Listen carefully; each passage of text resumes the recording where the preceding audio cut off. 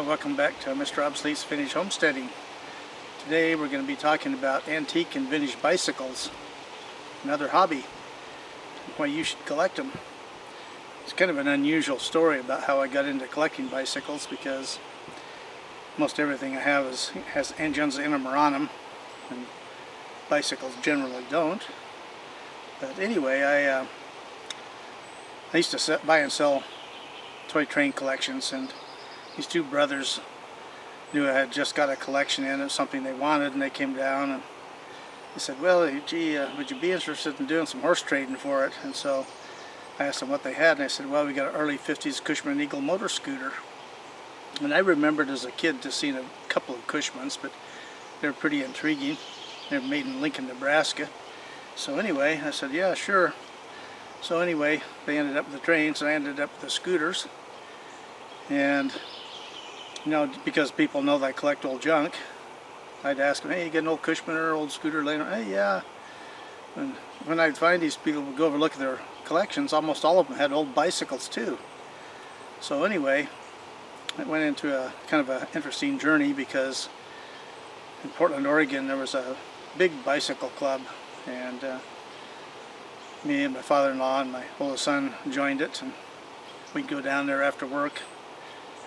It just didn't take a long time to get there, but anyway, you get there just as the meeting was over, and so that way we could hobnob with all the people there and look at the stuff that's for sale and stuff. That worked out really good. And then they also had a great big yearly meet there, and had an old empty store, and they'd fill it completely with vintage bicycles. And you know, some of the most interesting people I've ever met were in the bicycle club, and scooter people too. They're totally different than most collectors, but anyway, we'll talk any more about that. Anyway, so this bicycle here is an 1898 Rambler. It's made by the Gormley and Jeffries company, and it's a private label bicycle. It says Brown Camp Hardware Stores, and they were in the Midwest. They were like Sears. They sold all kinds of stuff, and tools and bicycles and you name it. But anyway, yeah, I found anything that's old interesting, so yeah, I wanted to find out the history, and so I bought this book called The Evolution of the Bicycle, and it talked about from the very beginning and through the 60s. But anyway, in the back of the book were a list of collectors, and so I sent pictures of this bike and asked them what they thought of it, what it was, and most of them said, well, since it's a private label bicycle, at the turn of the century there was over 2,100 different manufacturers of bicycles that said it could be anything. So that didn't help me a whole lot. But one guy said, hey, you know, that bike, I know it's a Rambler. And he said, I see it's got a coaster brake on it back here. And so anyway, he said that they're made by the New Departure Company, and they have a serial number on them, and so I cleaned it off and looked at it. It said number 23. He said, oh, that makes it a 1898 bicycle. That was the first year it was introduced, late in the year. He said, here's some other features to look for on the bike, which matched. So the hand grips here are made of rosewood, and they have a leather insert, a strap wrapped into it. And the saddle here is an eagle saddle, which matched. And the sprocket down here, you can see it's got little heart shapes cut into it. 1898 was the first year for that sprocket.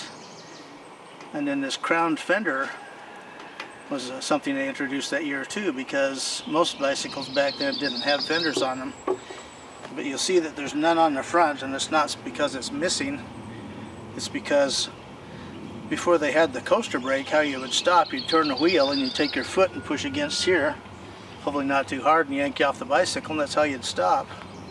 So you had to steer and put your foot on the pressure on the tire, and without killing yourself. And a lot of people got hurt doing that, so the coaster brake was a major innovation. Okay, well, there's a few accessories on here. The bell is missing the top. The padlock, you can see, is an extremely old, probably about the era of the bicycle. And then the main thing that's interesting here is the headlight. It runs on acetylene, so you have calcium carbide in here, And here you put water in, and there's a screw down here that drips the water in, and it gives off acetylene gas, and then the jewels on the side are red and green just like on a boat, so port and starboard, and it has a glass lens on the front. And so it's just kind of a neat accessory. And down on the pedals you can see that they're just all metal, there's no rubber pads or anything. And then the other thing on this bicycle is the rim is wood. You can see there's a crack in it right here. And early bicycles used wood because it was strong and light. This bicycle weighs just about the same as a modern bicycle. It looks just like it with this frame is also the first year of this frame, the safety frame as they called it, diamond frame. But the rims break down over time, the glue would disintegrate and stuff, and so the only reason these are still good, that there was an accessory you could buy, put a steel liner in it, and so they did that. And then the tires here, these are not correct, and the original type tires for this bicycle are no longer available, and when they were available they were tremendously expensive, but they were like real early antique cars. The tube and the tire were all one piece, and then you'd glue them on. So anyway, the fun little story about how I got this bike. Well, it's an interesting story how I ended up with this bicycle. I was working on Saturday in the summer. The shop we worked at stayed open in the summer, and you know, it was an automotive shop, but it's also, we would work on anything. You know, if you brought in a lawnmower, generator, outboard motor, you know, I'd work on it. So anyway, this guy, he's probably in his mid-60s, and his dad came in. His dad was in the early 90s, and they looked really, really distressed. And he had a carburetor in his hand, you know, and he came over to the counter there, and he says, "Oh, we're from a long way away here, and fuel's running out of this carburetor, and it's unsafe to run our boat, and we're supposed to be back." And so anyway, since I worked on just about anything, I happened to have the repair parts for the carburetor on the shelf there, and so I rebuilt the carburetor for him. And, you know, I just felt sorry for him. They looked so sad and upset and stuff, and said, "Here, just take this and put it on your boat," and told him how to adjust it and whatnot. And so anyway, the dad was looking around, and he said, "Hey, I see you got an old Cushman scooter over there on display." And I said, "Yeah, I do." And he said, "Hey, you got to come down and visit me, and I've got a Cushman and some parts." He said, "I'll give you the parts for helping us out." So anyway, some point later we went down there, and the dad had a museum in California for many, many years, and then he moved to the Pacific Northwest, and he'd sold about 2/3 of his stuff, but he still had 2 buildings full of stuff. And so anyway, we go in there, and he's talking about all the stuff, and you know, found out that I just was interested in all this antique junk.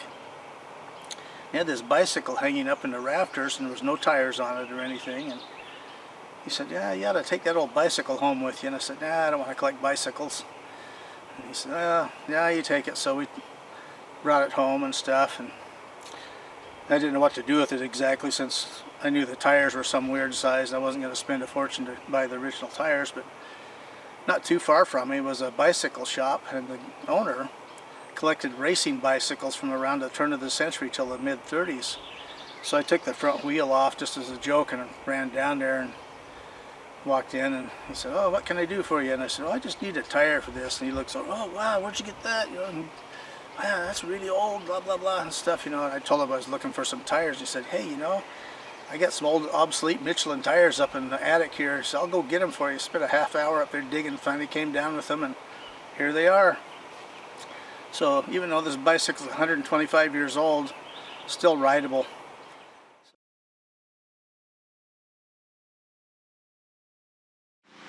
Well, do you think we ought to go for a ride on our 125-year-old bicycle? I think so. All I can say is I hope when I'm 125, I'm in as good a shape as my bicycle.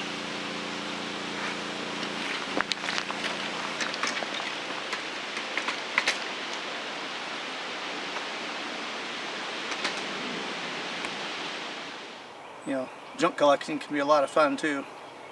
Anyway, we'll move on to the next one. Well, So we're moving from the turn of the century to the mid-30s. This is a 1936 Monarch Silver King. And then again, like how I got into bicycles, it was not intentional, but I had bought a small collection of motorcycles, and then there was a 1932 Schwinn bicycle, and on the back of it there was a child seat, and I just had it hanging up in the rafters in the shop there. And a buddy of mine from about 35-40 miles away was a motorcycle rider and collector, and he come up and he said, "Oh man, I gotta have that bicycle." And I said, "Okay, what do you got to trade?" He said, "Hey, I got this old bicycle I just picked up." And so he brings this in. He said, "Oh, it's a 1936. And I said, "Nah, it looks too modern, I don't believe it." He said, "No, what I'm telling you is exactly correct." So anyway, we did a swap, and I did a little research on it, and sure enough, it was absolutely right. The old bike had 28-inch tires on it.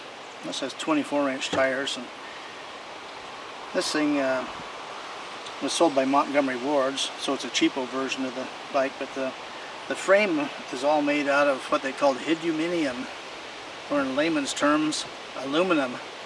So anyway, the idea behind it was it weighs less than a steel frame bicycle of the same size, and so I had a Schwinn, same size, everything exactly the same, and weighed it, and this weighs 3 pounds less.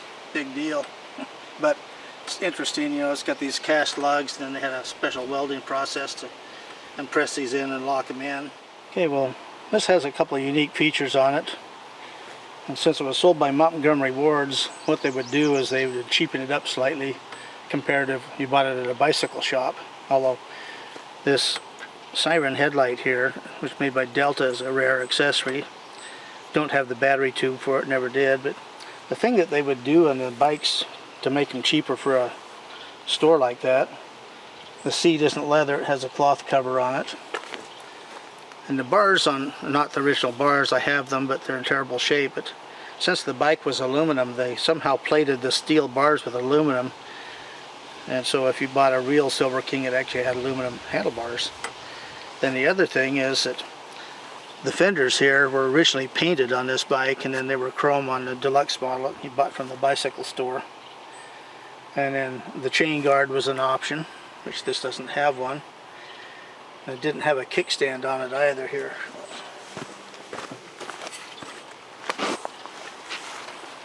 But this is a period correct kickstand for it. You know, most bikes have them up here, where this has at the back. And this is just a single speed bicycle. But anyway, it's funny how bicycles all look the same, but they sure ride different. This is one of the worst riding bicycles I've ever ridden.